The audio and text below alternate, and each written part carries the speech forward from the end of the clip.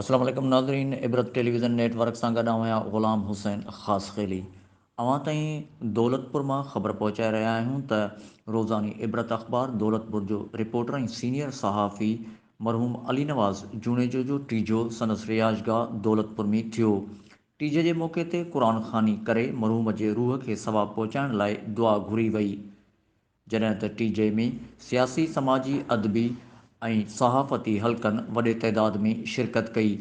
TJ में Ibrat group of publication जे chairman Qazi Asad Abid तरफ़ां सीनियर सहाफ़ी इबरत अख़बार ऐं इबरत टेलीविज़न जे चीफ रिपोर्टर ग़ुलाम हुसैन ख़ासकली तरे ते पहुची मरहूम सहाफ़ी अली नवाज़ जुनेजे जे पुटनि शाहनवाज़ जुनेजो, दानिश जुनेजो, सौट सहाफ़ी फारूक जुनेजो, साले सहाफ़ी सरवर जुनेजे सां ताज़ियत कंदे ॾुख जो इज़हार कयो।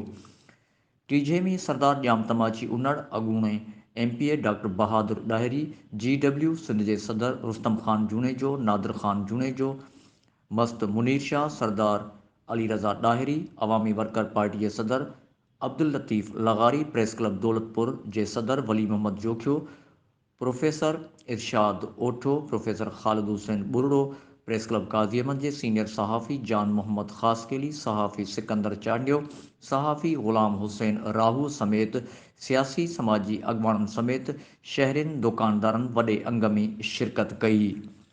वधीक ख़बरूं ॾिसण लाइ ॾिसंदा रहो इबरत टेलीविज़न नेटवर्क।